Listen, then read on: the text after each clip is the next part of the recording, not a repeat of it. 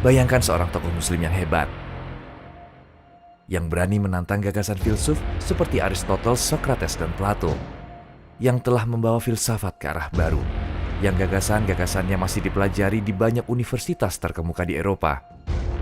Tokoh hebat yang menandai era penting dalam sejarah. Hujat al-Islam, sang pembela Islam, Abu Hamid Muhammad Al-Ghazali. Bagaimana menurutmu jika kuceritakan bahwa seorang bandit yang merampok beliau telah menginspirasi cendekiawan hebat ini memperoleh pengetahuan yang bermakna? Apa yang membuat Imam Al-Ghazali istimewa? Mari kita lihat situasi di dunia Islam selama masa hidup beliau. Saat itu dunia Islam berada dalam kondisi yang terpuruk. Para penganut batiniyah yang telah merusak umat Islam menggabungkan seluruh kekuatan dan terus menyerang kekhalifahan Abbasiyah sebagai benteng terakhir Islam. Namun ada kejadian yang tak terduga terjadi. Semua suku di Turki mulai menganut agama Islam, dan kekaisaran Seljuk dapat menghancurkan kaum batiniyah. Saat itu penganut batiniyah mulai menyesatkan umat muslim secara sembunyi-sembunyi. Iman mereka diserang oleh penganut batiniyah melalui gagasan yang sesat dan bid'ah, hingga menyusahkan kaum muslim secara lahir maupun batin. Di masa yang kelam seperti inilah Islam membutuhkan tokoh jenius yang mampu menyelamatkan dan dapat membantah gagasan yang menentang keimanan Islam yang sesungguhnya. Dan disinilah awal cerita dimulai. Imam Al-Ghazali lahir di sebuah kota bernama Tus, Iran. Beliau berkelana ke kota Gorgan untuk menuntut ilmu. Setelah menempuh pendidikan selama 5 tahun secara intensif, Imam Ghazali kembali ke kampung halaman bersama teman-temannya. Namun di tengah perjalanan, mereka dihadang oleh kumpulan bandit. Semua barang yang dimilikinya dicuri, termasuk pelajaran-pelajaran yang telah diraih selama 5 tahun tersebut. Karena khawatir kehilangan ilmu yang telah diraih, Imam Ghazali membuntuti kumpulan bandit tersebut. Kepada pimpinan bandit ia berkata bahwa buku itu memuat semua pengetahuan yang diperoleh selama 5 tahun. Dan meminta mereka agar setidaknya mengembalikan buku tersebut. Seraya pimpinan bandit menjawab, yang mungkin merupakan titik balik dalam hidup Imam Al-Ghazali. Kau mengaku memiliki wawasan, tetapi sebaliknya ketika ku ambil bukumu, seharusnya belajarlah dengan hati, bukan dengan buku. Lalu dikembalikannya buku itu kepada Al-Ghazali.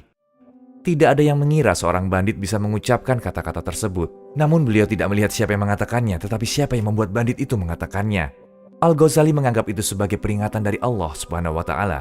Selama 3 tahun setelahnya, beliau telah menghafal semua isi buku tersebut dan tidak bergantung pada buku dan catatan-catatan.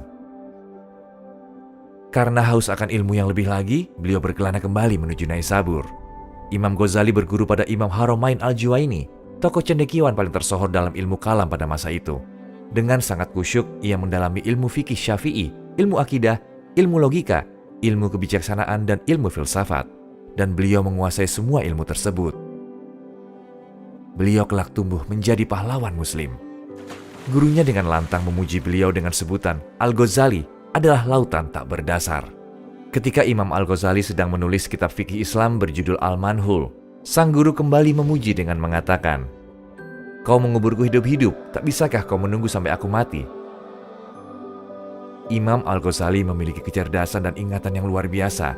Nizam Al-Mulk, seorang wazir hebat, mengakui ilmu dan kecerdasan dari Imam Al-Ghazali. Ia beranggapan bahwa Imam Al-Ghazali adalah orang yang ideal untuk membela Islam Sunni dan menyanggah ideologi aliran batiniyah yang sangat mengancam Islam.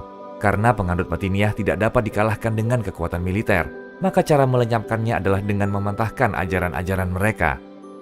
Pada masa itu penganut batiniyah bersama pemimpin mereka Hasan al-Sabbah membuat pertumpahan darah di kaum Islam. Mereka memperdaya kaum muslim yang kurang berilmu untuk dijadikan sebagai pembunuh bayaran.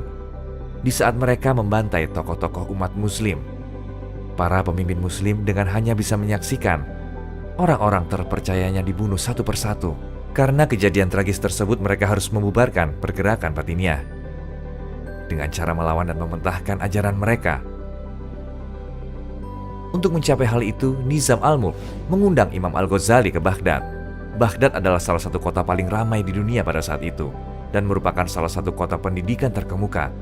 Di sana Imam Al-Ghazali ditunjuk sebagai tokoh utama Al-Nizamiyah Baghdad yang merupakan salah satu institusi pendidikan terbaik di dunia atau setara dengan rektor universitas pada zaman sekarang. Di sana Imam Al-Ghazali mengajar sekitar 300 murid. Beliau juga mempelajari bahasa Yunani, mengajarkan ilmu filsafat, dan mulai menganalisis dasar ideologi batiniah. Selama proses studi yang cukup lama, beliau menemukan bahwa ada kekurangan dalam gagasan-gagasan filsuf seperti Aristoteles, Socrates, dan Plato. Al-Ghazali juga menemukan bahwa ada filsuf-filsuf yang menggunakan filsafat Yunani untuk merusak keimanan dalam Islam. Melihat bagaimana orang-orang berusaha mengubah hakikat Islam, beliau maju untuk melawannya. Beliau pun menyadari bahwa penganut batiniah yang mencampur adukan ajaran mereka dengan ilmu filsafat dan ilmu logika sebenarnya membuat penganut batiniah meragukan keimanan yang mereka percaya. Jika kalian bertanya, bagaimana beliau dapat melakukan semua itu sendiri? Inilah alasan mengapa seorang Imam Al-Ghazali adalah sosok yang istimewa.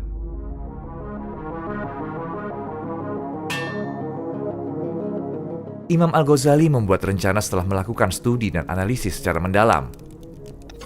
Beliau menulis kitab berjudul Maqasid Al-Falasifah, tujuan para filsuf, yang menjelaskan tujuan dari ilmu filsafat secara mendetail dan memuji ilmu filsafat itu sendiri.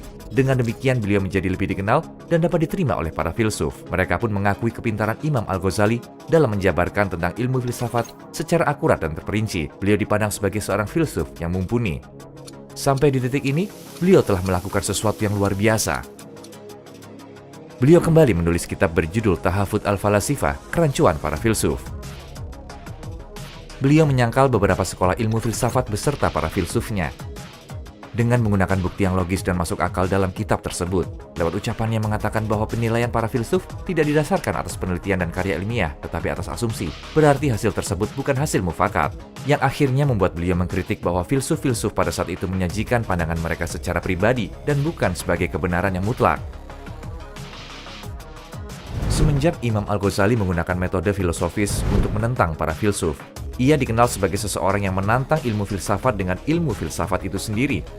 Tujuan beliau semata-mata untuk menunjukkan bahwa dalam hal-hal tertentu yang berkaitan dengan agama dan metafisika, agama yang berhak menyatakan kebenaran yang mutlak, bukan sebuah filsafat. Kitab Tahafut Al-Falasifah yang membuka pandangan baru terhadap hubungan antara agama dan ilmu filsafat dianggap sebagai salah satu mahakarya dalam ilmu filsafat dunia. Kitab ini juga membantu melestarikan budaya diskusi filosofis untuk kumpulan tokoh cendekiawan dan kaum intelektual. Di saat Imam Al-Ghazali berjuang dalam persoalan yang bersifat hakiki, Hasan Al-Sabbah, pemimpin aliran batiniah pada saat itu, menyatakan dirinya sebagai orang yang sempurna, tersuci, dan paling benar sedunia. Jadi ia menyatakan diri sebagai imam suci. Argumen pemahaman batiniah yang digunakan dalam penghakikatan imam suci dan cara ia mendapatkannya ditentang terang-terangan oleh Imam Al-Ghazali. Dalam kitabnya berjudul Fadaih Al-Batiniyah, keburukan paham batiniah. Jadi beliau mengklarifikasi doktrin-doktrin Islam dengan menghapus kepercayaan terhadap takhayul dan bid'ah yang muncul dari pengaruh kelompok-kelompok tertentu di luar Islam Sunni serta ilmu filsafat Yunani. Setelah itu, umat muslim sadar dan harus bersatu. Untuk hal tersebut dan dengan tuntunan Al-Quran dan Sunnah, Imam Al-Ghazali menulis kitab berjudul Ihya Ulumuddin, Kebangkitan Ilmu Agama, yang bertujuan untuk membentuk kembali negara muslim. Kitab ini mengandung informasi dan hal-hal penting dalam Islam yang sangat dibutuhkan pada masa itu. Syekh Abu Muhammad Al-Kazeruni mengomentari kitab Imam Al-Ghazali sebagai berikut. Meskipun semua ilmu pengetahuan menghilang dari muka bumi, mereka dapat dikembalikan kembali dengan ihya dan memuji Imam Al-Ghazali serta karyanya. Di tengah semua ancaman lahir dan batin untuk menghancurkan Islam, Imam Al-Ghazali berhasil mengembalikan iman pada Islam yang sesungguhnya dalam 53 tahun masa hidupnya. Keberhasilan yang dicapai Imam Al-Ghazali dengan kitab-kitab beliau yang membela iman kepada Islam membuat Imam Ghazali dinobatkan sebagai pembela Islam, yang dari asal katanya bisa juga diartikan sebagai bukti Islam, dan dinobatkan sebagai mujadid abad ke-5. Dalam buku autobiografinya yang berjudul Al-Munqidh min Al-Dalal, Dari Bid'ah kepada Bimbingan, Imam Al-Ghazali berbagi tentang dirinya dan kehidupannya sebagai berikut. Dari belia hingga usiaku mencapai 50 tahun lebih, aku tak pernah menghindar untuk menyelam ke laut yang luas. Aku tidak menyelam ke laut yang ganas seperti pengecut, namun sebagai orang yang tak pernah takut. Aku bersikukuh terhadap setiap hal yang kutemui. Aku selalu siap menerima semua tantangan yang kuhadapi. Aku mempelajari semua keyakinan dan kepercayaan dan berusaha menemukan setiap detail terkecil dari ajaran agama-agama.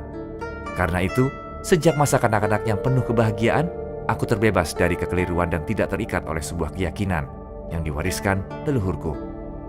Kini kita mengerti mengapa beliau bisa menjadi seorang tokoh cendekiawan yang hebat, bukan? Ketika musuh-musuh Islam mengerahkan segala kekuatan untuk melenyapkan prinsip-prinsip Al-Quran, beliau maju tanpa rasa takut, bahkan tanpa bala bantuan, dan mampu mengajarkan kita arti keberanian. Pada tahun 1111 Masehi, tahun di mana beliau wafat setelah menjalani hidup setengah abad, sesaat menjelang subuh hari, beliau habiskan dengan membaca Al-Quran. Setelah wudhu dan sholat, Imam Al-Ghazali meminta kain kafan kepada para sahabat. Beliau mencium dan mengusapkan kain kafan itu ke wajah, lalu berkata, "Ya Allah, ya Tuhanku, perintahmu adalah anugerah bagiku." Lalu beliau masuk kamar. Setelah berdiam diri cukup lama di dalam kamar, para sahabat masuk dan melihat. Beliau memakai kain kafan, menghadap kiblat, dan ada syair tertulis di samping kepala beliau. "Katakan kepada sahabat-sahabatku yang menangis karena melihatku wafat. Katakan kepada saudara-saudara muslimku yang bersedih, jangan beranggapan aku benar-benar mati. Demi Allah, jangan katakan bahwa ini adalah kematian. Aku adalah burung kecil di mana raga ini sangkarku.